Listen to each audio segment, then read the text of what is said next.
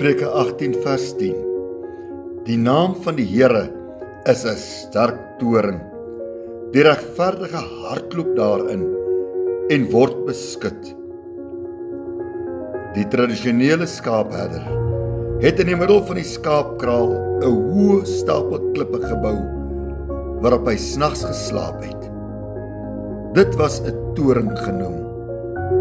Vanaf hierdie toring kon hy mooi waak oor al die skape. Hy kon van ver af sien as 'n roofdier of 'n dief nader sluip om 'n skaap te gryp. Dan het hy vinnig sy slingervel gegryp en die roofdier met een kragtige slinger van 'n klip verjaag. Die skape het geweet, die toring in die middel van die kraal is 'n plek van beskerming. Wanneer 'n skaap onrustig geraak het, het hy vinnig na die toring gehardloop, vanwaar die herder hom beskerm het. Net soos Jesus Christus se heilige naam vir ons 'n hoë toring van beskerming. Daarom bid ons ook in hierdie wonderlike naam. Johannes 14 vers 14: As julle iets in my naam vra, sal ek dit doen.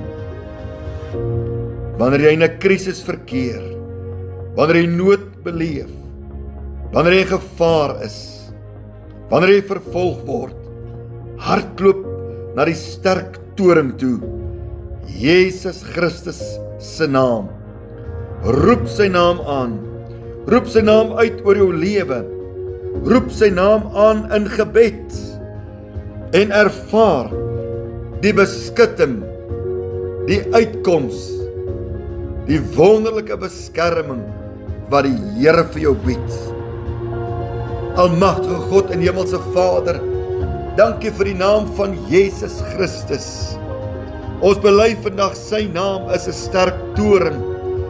Ons hardloop vandag na sy naam toe en ons sê dankie, U sal ons bewaar. U sal ons uitkoms gee in die dag van nood. Geen wapen wat teen my gesmee word, sal iets kan uitrig nie. Elke brandende pyl sal die Here uitblus, sodat ek vry en ongeskonde ander kant sal uitkom. Ek bid dit in die wonderlike naam van Jesus Christus en skuil by hierdie toring, die naam van ons Here en ons Meester. Amen.